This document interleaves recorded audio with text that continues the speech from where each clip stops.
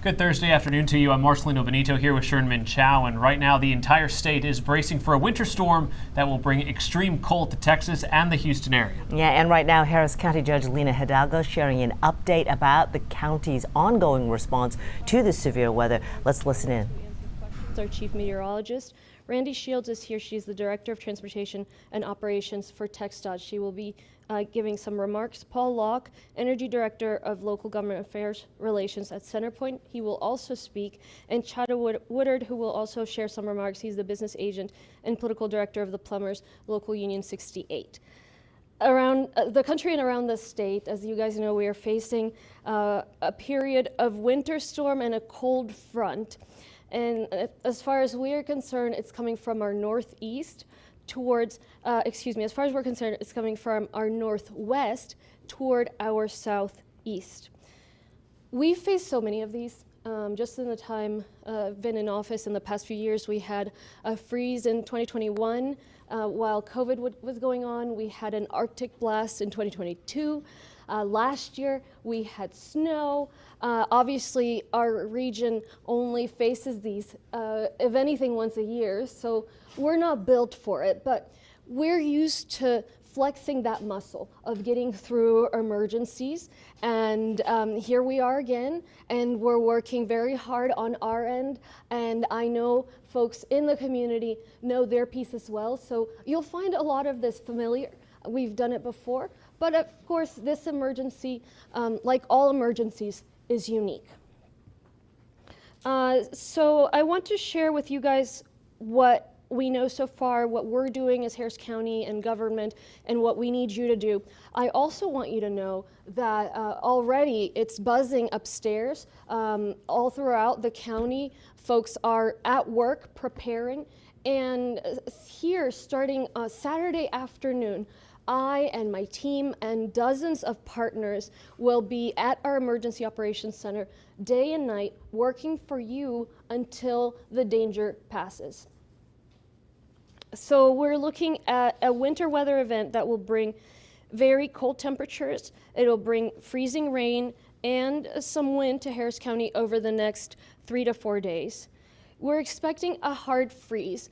And why is this significant? Because a hard freeze can impact infrastructure, it can impact pipes, that's where that comes in.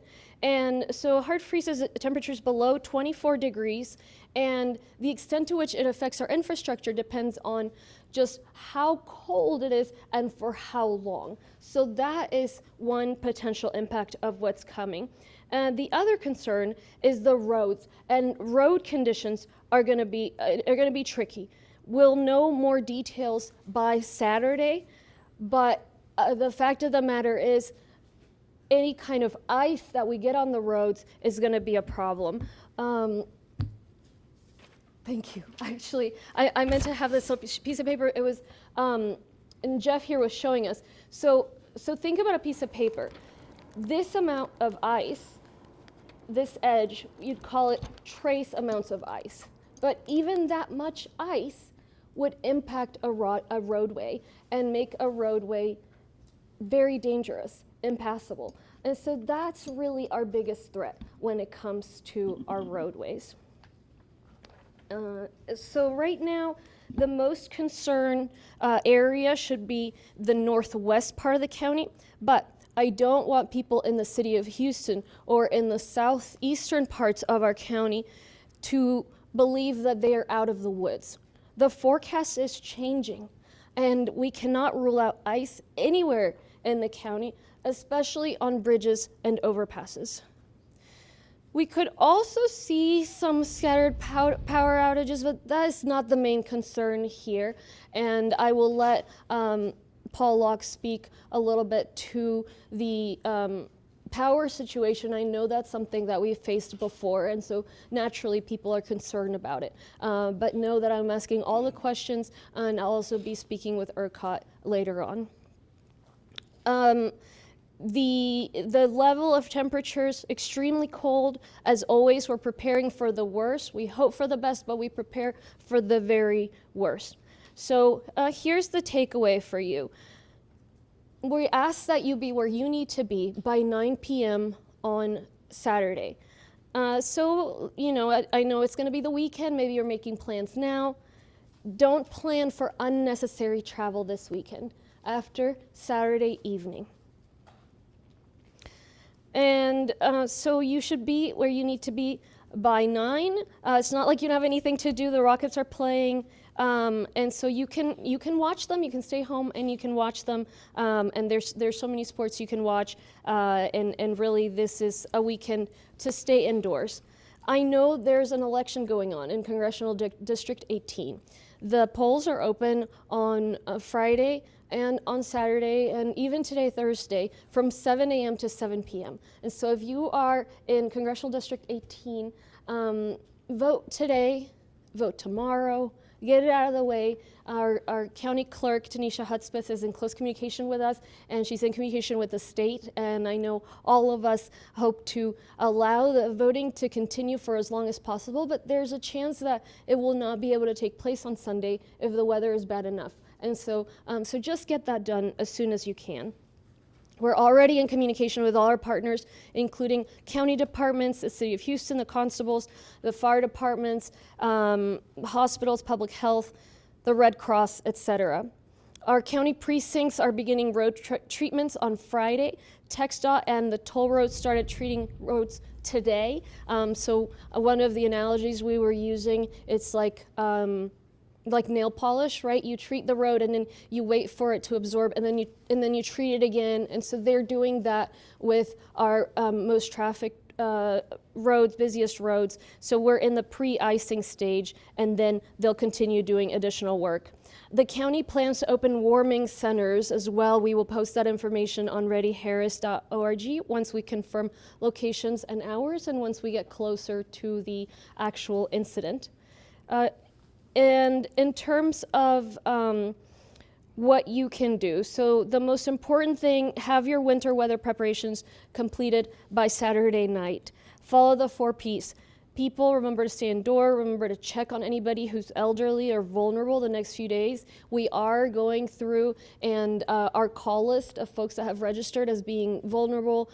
We are the Sheriff's Department, the Coalition for the Homeless, are going through homeless encampments and areas where we know there are people that might usually stay out in the elements to encourage them to go to a shelter.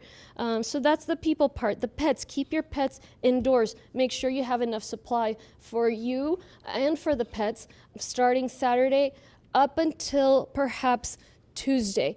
So it's really up until the roads become safe in your area. And so we want you to plan for the worst again. So plan from Saturday evening until Tuesday, or whenever the roads become passable in your area, which perhaps will be sooner than that. Plants, bring your plants indoors if you can. Your tropical plants are not going to do well out in that cold. And pipes, so insulating your pipes if possible. And Chada Woodard here will talk about that as well. About the roads, just avoid going out on the roads this weekend. You should be where you want to be, where you need to be by Saturday night. If you stay home, you reduce the risk for yourself, but you also reduce the risk for first responders who'd have to go and rescue you. And so let's all be responsible this time. I have no doubt that we will be. We've done really well in past events like this one in terms of not being out and about and really minimizing accidents and casualties on the roads. So to conclude here, remember to stay informed. The weather information is very relevant. We'll be doing routine press conferences. We'll be on the radio. Listen to your preferred news channel, what their meteorologist is saying, what their news is. It's going to be really important to stay tuned to our local news, and we'll keep you informed as to how things are looking and how the recommendations change, if at all. Continue to check readyharris.org. And look, the community always does a really great job of following our advice, listening to the warnings, working together. It is an incident that has the potential to be problematic, but I'm confident that we will do our very best and we will really minimize the impacts to people in our community. So let's all bundle up and stay home for a few days and get through this, and just know we're closely watching and we'll keep the public updated. Let me repeat briefly in Spanish.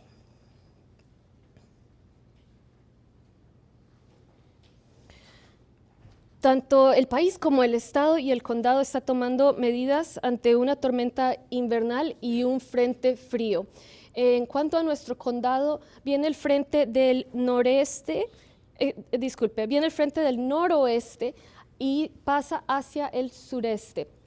Entonces, se ve el impacto más grande en el área del noroeste del condado, pero eso no significa que la ciudad de Houston o las áreas en la porción del este y el sureste no se vayan a ver afectadas.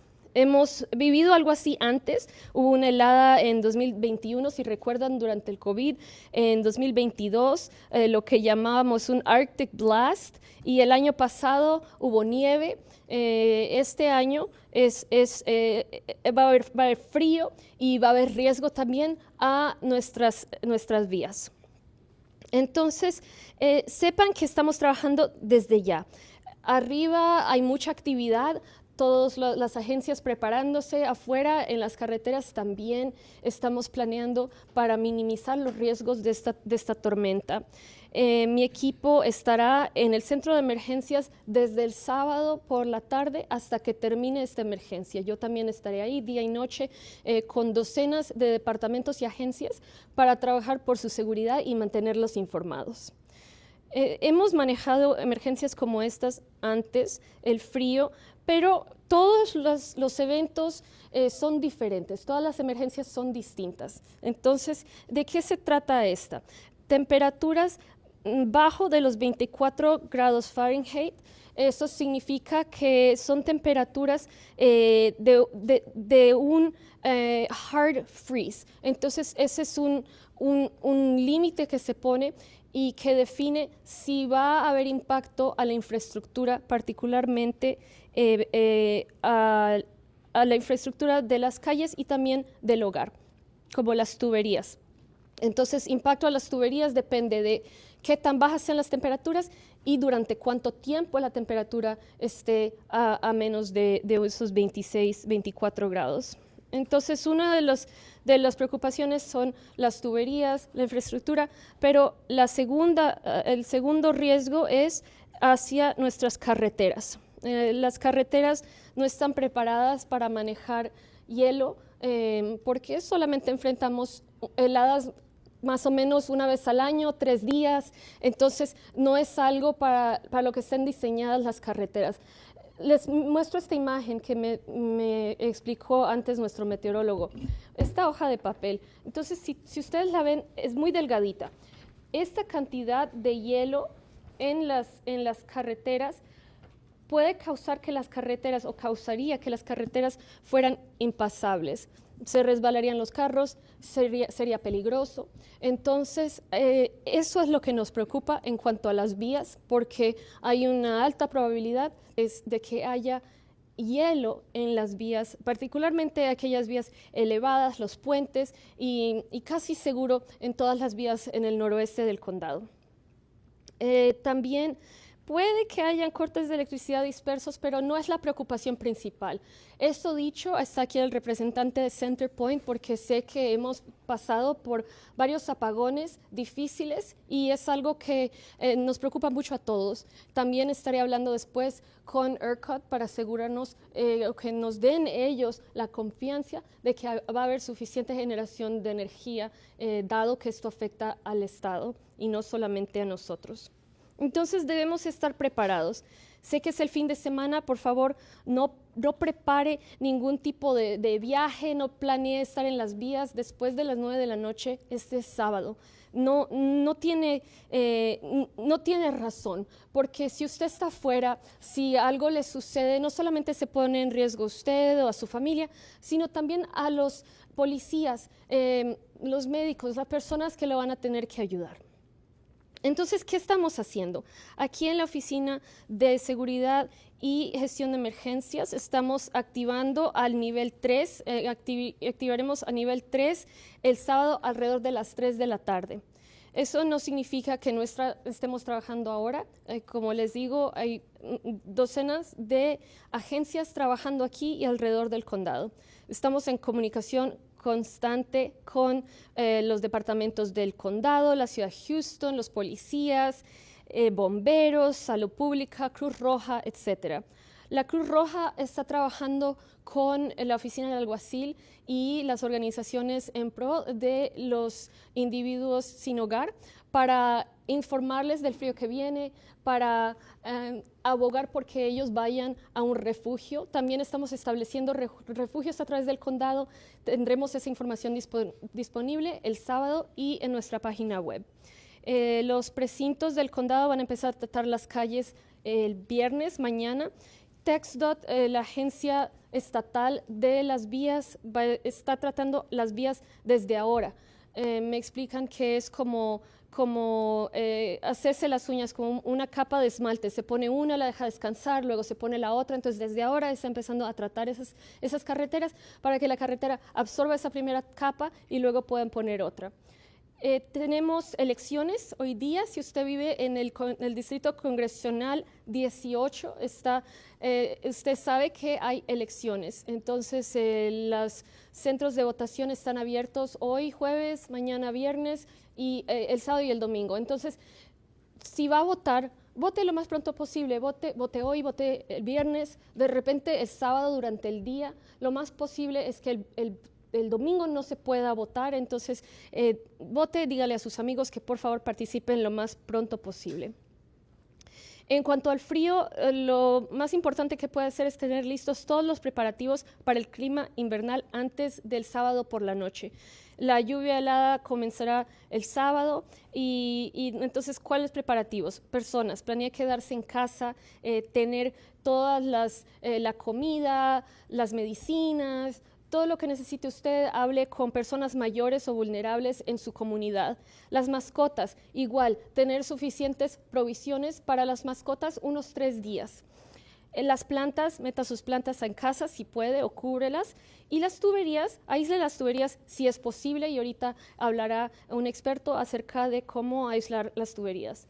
En cuanto a las vías, por favor evite salir este fin de semana a menos de que sea necesario o a menos de que le informemos que es seguro salir hacia las vías. Estaremos dando reportes constantes durante el fin de semana y también los invito a que estén muy pendientes de las noticias locales, de los meteorólogos, porque puede que las condiciones cambien para lo bueno o para lo malo. Siempre puede visitar readyharris.org para actualizaciones y orientaciones. Para concluir, la comunidad siempre hace un gran trabajo siguiendo nuestras recomendaciones, especialmente en estos eventos de frío. Ha sido mínima realmente en el pasado los accidentes en las vías, cuando las vías se congelan, porque la comunidad es increíble en cuanto a decir, ok, no vale la pena salir y ponerme en riesgo. Entonces, espero que esa sea la situación nuevamente. Espero que todos podamos abrigarnos bien y quedarnos en casa unos días y superar esto juntos sin mayores problemas. Estaremos vigilando de cerca y manteniéndolos a todos informados. So now we will hear from Chief Lori Christensen, our Harris County Fire Marshal. Thank you. Good afternoon, Lori Christensen, your Harris County Fire Marshal. Thank y'all, and I know oftentimes you hear me giving you safety messages, but I've just got to reiterate. It is about the preparation, and that's what we're doing today. I know we're talking to you. We are working with our precincts, with our fire departments, with our law enforcement partners, all of our city partners. We're talking everything from Houston, Deer Park, those city partners as well. How can we make sure we are all preparing together and as one team through law enforcement, fire service, EMS? I do want you to know we're putting things down to make sure the equipment can get out of the stations. We're talking to each other about how we're going to get critical life safety needs met getting to hospitals. So we're preparing. What I'm going to ask you to do is do the same for you and your family. And what I mean by that is we talk about checking your smoke detectors, right?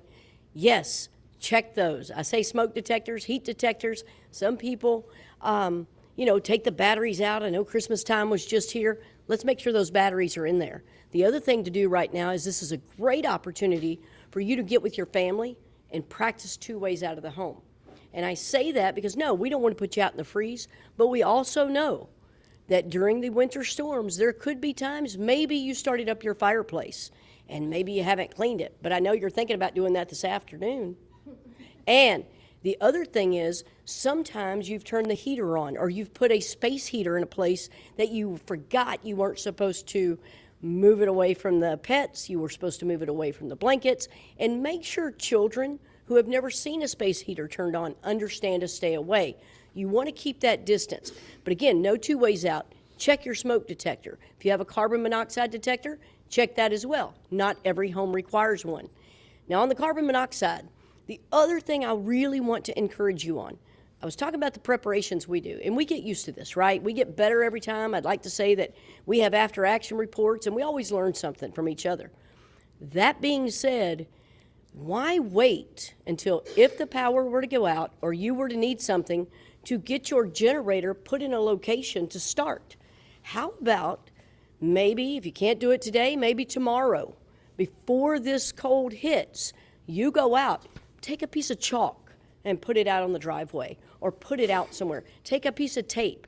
Practice where you're going to put that generator. And why do I say that? Because you want to have it anywhere from 5 to 10 feet away. You don't want it near the eaves of your house. You don't want it anywhere where it could come back into the garage, into a doorway, into a window.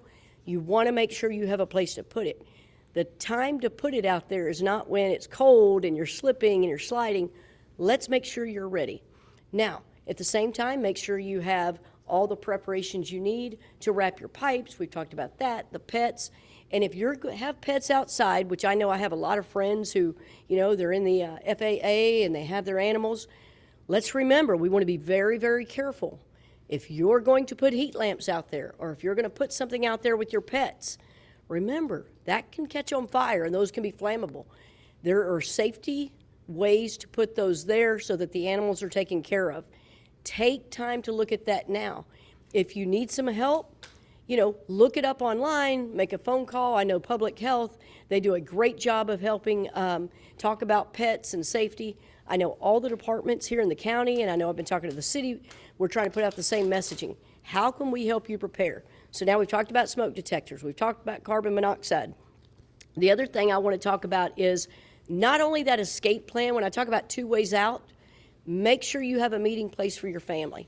I talk about that because especially if it's cold outside and it's slippery, make sure all of your family knows where you're going to meet. Even if you have visitors, make sure you have a meeting place. Why? We don't want anybody going back inside. Once you get out, stay out. If you can clean out your chimneys, do so. If you're going to start up your barbecue pit or a fire pit, make sure it's away from the home. Those of you that live in apartments or condo facilities that are connected, or maybe you have a management system, please get with them. Make sure you know what you need to do to keep your pipes safe, to keep yourself safe. Remember, you don't want to put these generators out on a balcony. You're not supposed to have those. You're not supposed to have your barbecue pits out on a balcony. Our main goal here is to keep you safe and secure and have you prepared for any emergency that occurs. So I do want to, thank the fact that I know my communications director was telling me we have been getting great response from a lot of the community who is, following us on social media and giving us some ideas. But the main thing is be ready. Just like the judge was saying, we're all going to be putting things out. We're going to have one voice, one mission. Let's keep you safe. Let's get through this together. And again, adhere to staying off the roads if at all possible, because we will have emergency equipment out there, law enforcement, fire, EMS, but it's going to be out there for those critical service needs. So if at all possible, please stay off the road. Again, thank you, and I appreciate everything y'all are doing to prepare. Chief, Yes, would ma'am. you share about the assisted living facilities yes, and ma'am. the warming centers? Yes, ma'am. So she was asking about the assisted living facilities. I know some of you may remember us talking about the generators and some of the new legislation.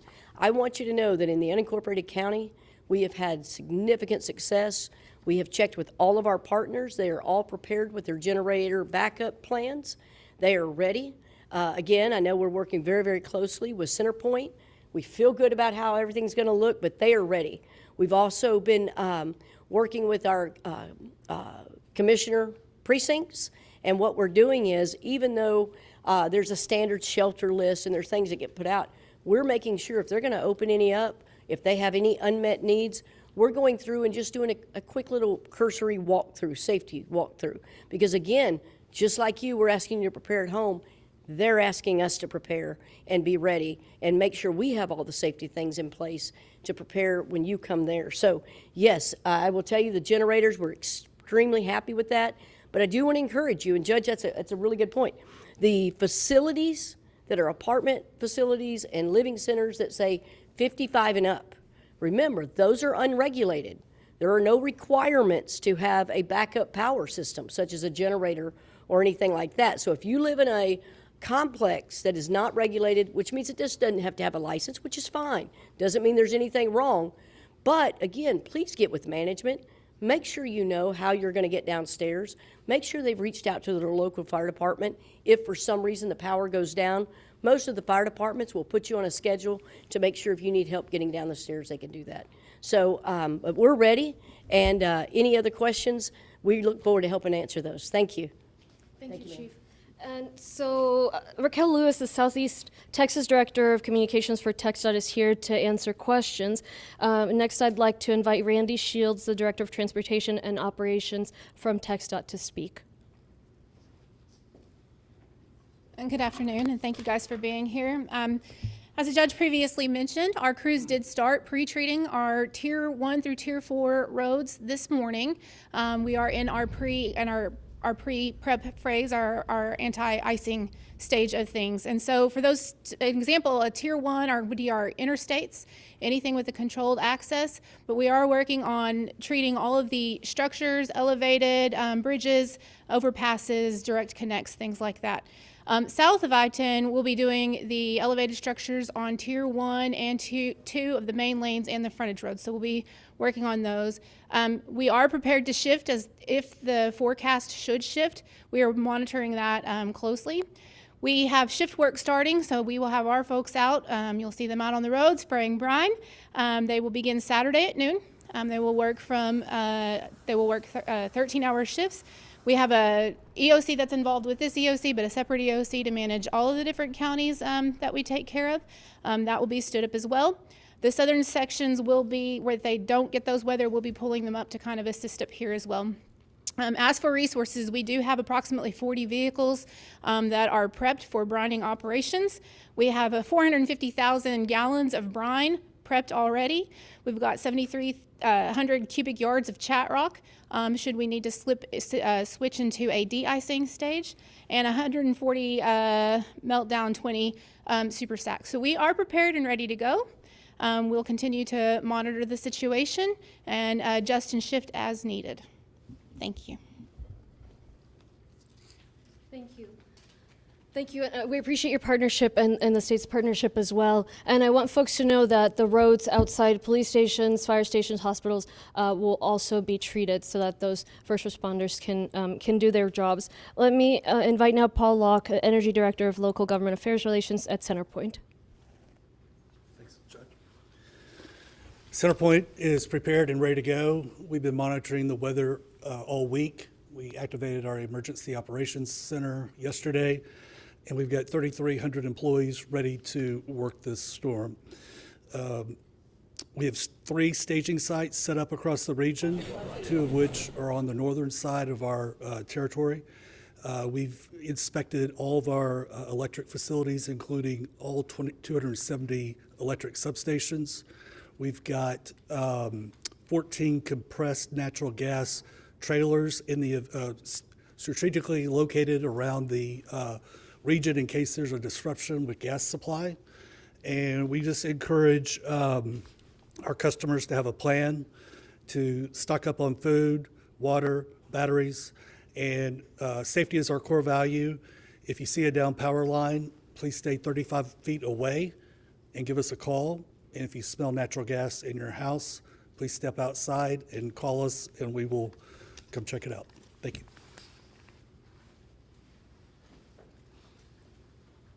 Thank you so much. As I said, we remain in very close contact with them. Let me invite now Chado Woodard, who is the business agent and political director of the Plumbers Local Union 68, to talk about the home impacts and what to do. Thank you, Judge. Good afternoon. Thanks for everybody for being here. We are getting an overwhelming amount of calls of people asking questions, and they're great questions. But I guess the one main question is, or debate, you like to say, to drip or to drain. So at each weather event in the past, we've said something different. And that's because everybody's situation is different. You know, if you're, we've had folks who picked up the family member from assisted living facilities and brought them to their home along with their kids and grandkids and everything. And, you know, they just had quite a few people in the home. So those folks, they decided to let their sinks drip overnight. And when you let your sinks drip overnight, you know, we always tell everyone, open your cabinets. Anywhere where you have plumbing piping underneath, you know, keep those cabinets open, let some warm air get in there. You know, if you can, crack your attic, let some warm air get up there. And hopefully your pipes up there are already wrapped. If they aren't wrapped, you can put towels or blankets over them or something in the attic if you don't have that insulation. Or you know, I know going to the stores right now, it's kind of hard to get insulation and hard to get people out to do the work. But if not, use a blanket in home and just cover everything. But everywhere you have a plumbing apparatus that you know, has a cabinet underneath it, try to leave those open the full duration and get that heat circulating through there. You want to keep that heat going. And at night, you just need a steady drip. You don't need it on every sink, every faucet. You just need one sink or bathtub, preferably somewhere, you know, out of vision, and just let it drip all night. As far as the drain, you know, and you should know this anyway, everyone has a shutoff valve, typically on the edge of their lawn somewhere. And you will have another shutoff valve going into your home, hopefully. But locate those two shutoff valves. You need to always know where those shutoff valves, in case something happens in your home and you need to shut the water off to your home quickly. But you can shut the valve off at the street, you can shut the valve off at the home, and then open as many plumbing apparatuses as you can, and that will drain all your water down from the attic, from everything above, and some of the lower vertical piping. So that's how you completely drain your system. There's no right or wrong, it's all situational. If you're gonna have a lot of folks in the home, if you're gonna have the kids in the home, I have younger children at home, and I don't know what they do without water, so we leave the water on, we practice the drip method. But if I was going to stay with my, you know, elderly mother or sister, and I knew early, I would go ahead and drain my pipe, and I don't want to take any chances while I'm away to have a neighbor call and say, hey, there's water coming out of your garage. Another thing, our technicians, our plumbers are encountering, a lot of people last time wrapped their pipes and they didn't have the insulation. They used towels, which is fine. But going around and now insulating their pipes properly, a lot of people left those towels on. You can't leave the old towels there to get soaking wet. We don't know what type of weather event it's going to be, and everything that we're looking at is showing it's going to be a lot of precipitation preceding it. So if there's a lot of water and it gets that towel wet, you're probably going to do more damage having that wet towel. The temperatures drop, it's going to freeze on your pipe. So if you have an old towel or you left the things on from the last weather event, you know, you might want to pull them off, freshen them up, make sure they're dry, make sure they're completely dry. And when you go to put them back on, you know, cut up a trash bag, wrap around. You know, I've seen people use, you know, grocery store bags that you get to put around their piping in threes and tape it all up. Anything to protect that water from soaking into that towel, that's what you want to do. That's going to be very, very, very important, is to not let those towels get soaked in water. We were out wrapping pipes, and I'd seen something I'd never seen. And talked to the owner. We were wrapping an elderly couple's home, and they had insulation, spray foam insulation, on all their hose bibs outside. I've been a plumber since 1999, and I had never seen that. And what he told us is, you know, they had towels. His wife wouldn't let him ruin the good towels, didn't want to put sheets on everything, so he had quite a bit of foam in the garage, and he just spray foamed all his plumbing apparatuses outside, all his hose bibs, and then he, you know, wrapped them up in a towel. And it worked, I mean, absolutely great. So, you know, be creative, but definitely heed the warnings. We don't know what type of weather event this is going to be. This is a new one even for us with the rain that may precede it, and we don't want to catch anybody off guard. So just take all the precautions, wrap your pipes, reach out to neighbors for help if you can't do it, reach out to your elderly neighbors, you know, if you think they may need a hand. This is a time for us all to come together. That's all. Thank you so much. We'll now take questions.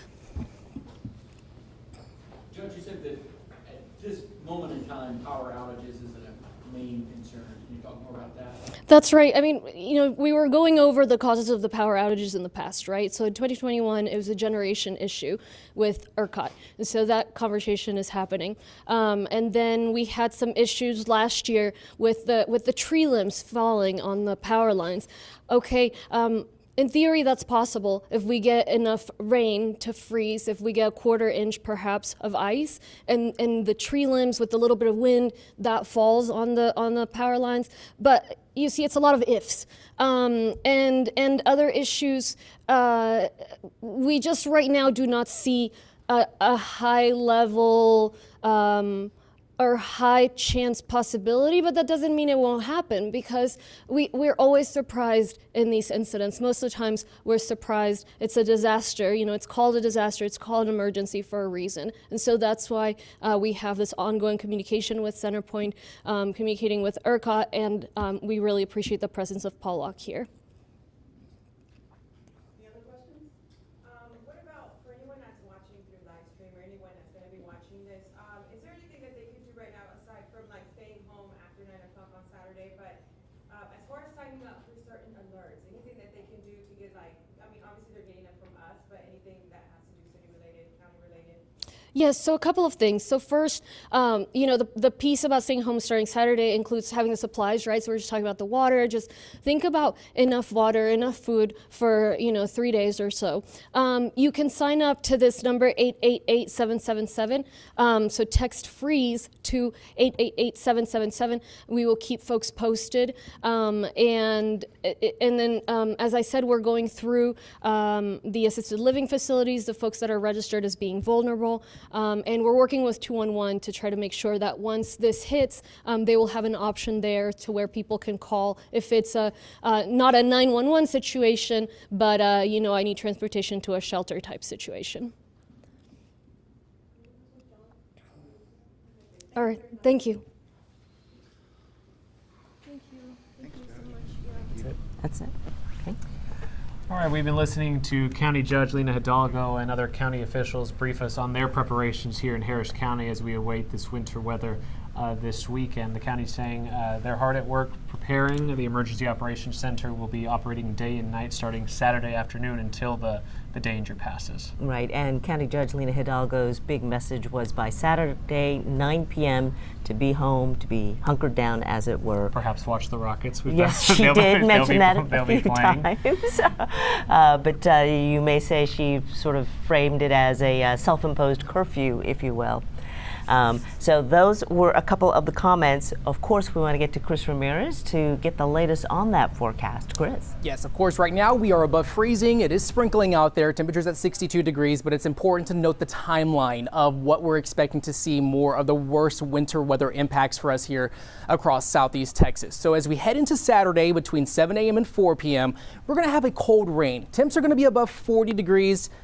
Might want to be off the roads by 5 p.m. It's overnight Saturday into Sunday is when we're going to see that rain continue, and that's when we could see it turn over to freezing precipitation, and it's likely to be freezing rain. Folks are asking if it's going to snow. We're looking more at an ice event for us here, which is way more hazardous in terms of traveling on roadways, especially when it comes to those bridges and overpass. So Saturday night into Sunday is going to be the prime time that we're going to see more of these winter weather impacts. As we go into 12 p.m. Sunday, the drizzling will be ending, and we might see those temps still remain below freezing. We might briefly be above freezing Sunday afternoon, but then by Sunday night into Monday, we will see those temps drop into the 20s. Wind chills will be in the teens. Those are the feels like temps when you factor in the wind speeds as well as those temperatures. So as we look at the winter storm event that is expected to take place here across much of the South, we're looking at more of that ice accumulation that is going to be the main threat. We're now getting a better picture within our short-term weather model of what to expect as we head into our weekend.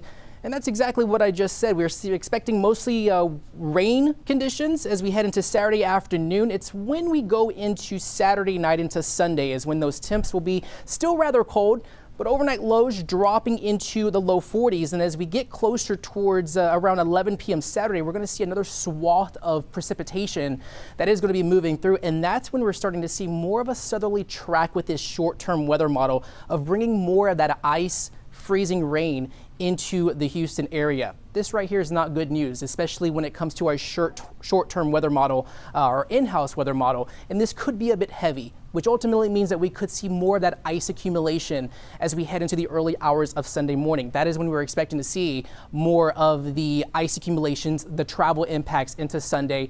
And we're going to briefly be above freezing, but I don't think that's going to be much time in terms of those temperatures to be really warm up all that much, especially for Sunday. As far as the precipitation types, we usually see snow when the entire air column from the ground to the atmosphere is 32 or lower. That's not what we're going to see. We have a shallow ground layer here across the Houston area as we head into the next few days. So really it's going to be the ice threat that we're going to have to really keep an eye on. And that is when we do have some areas that are above freezing. It's when the ice, that rain will fall as a liquid, but usually when it makes contact with surfaces, that's when it starts freezing over, and that's when we're expecting to see, especially as we head into Sunday. So our forecast confidence, this is how certain we are that this will happen, is that we are looking at a low risk for ice on Saturday, not really expecting any chance for ice accumulations for Saturday. It's Sunday where this threat is rising just a tad, especially as we're getting a better picture with our short-term weather model. And of course, when it comes to power outages, when we have those ice accumulations, and like Judge Hidalgo just said, it's not about the power grid, it's more about the ice accumulations on the power lines that could cause some local power disruptions, especially as we head into Sunday morning and into Sunday afternoon. But we are very confident that we will see that hard freeze, which ultimately means that temps are going to be at below freezing in the 20s for a prolonged period of time. So the National Weather Service, of course, issuing those winter storm watches for most of Southeast Texas. That's going to be in place this weekend. This is very well likely to be upgraded into a winter watch or a winter storm warning as we head into this weekend. Also, there's going to be an extreme cold watch. That's what really is when we see these winds gusting out of the north. That's going to cause those feels like temps to drop to about 5 to 15 degrees. That's the wind chill. So the worst of that cold is expected in the Monday morning hours. So definitely want to wrap those pipes at home and dress in layers if you do find yourself outdoors. And of course, just to kind of recap, they're expecting worse conditions out in central Texas, especially up towards Austin, the I-35 corridor, more of a snow event for portions of west central Texas and Abilene, even the Dallas-Fort Worth area. They might see more of that snow showers, but we're going to be seeing more of the ice accumulations, which is not good, and that does create hazardous driving conditions, hazardous road conditions. Just keep in mind all of our overpasses here across Houston, all of our freeways here in Houston, they rise above the ground somewhat. So when we have those the rising of those over those bridges over the ground, it's that air that's underneath that really does a good job at causing those overpasses, bridges to freeze first before anything else, especially as we head into this weekend. And that's when that temperature gets at 32 degrees or lower. And so as we kind of recap here, looking at the wind chill values are going to be likely in the teens as we head into Monday morning, feeling as cold as 9 in Conroe, 5 degrees in Huntsville, 15 degrees at Bush Airport, Pearland at 17 degrees. And this is for Monday morning when we're going to start seeing more of those northerly winds here across the area. But of course, right now, mostly calm conditions we have today, especially tomorrow to prepare for this. Weather impact alert for Saturday, Sunday, and into Monday as we are expecting winter weather impacts here across the Houston area, especially for Friday. Friday, we're going to see another warmish day. We might see some isolated showers, more of that drizzle like we're seeing right now. But it's Saturday where we're going to start seeing that rain become a little bit more heavy, especially during the afternoon hours. But temps are going to start falling into the evening hours.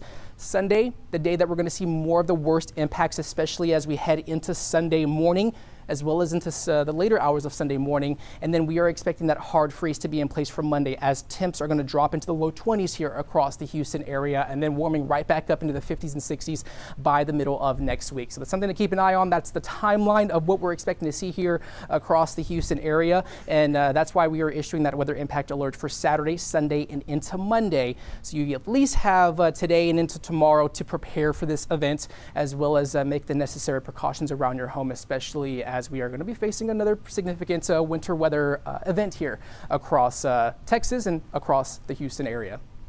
Chris, thanks so much. A lot of moving parts to that forecast. The good news is, as you mentioned, Chris, there's still a couple days left to prepare. Thanks so much. Grab your phone and scan the QR code on your screen to stream our live radar 24/7 on your phone or your TV. And we'll be back here at 4 o'clock for 11 News at 4. See you then.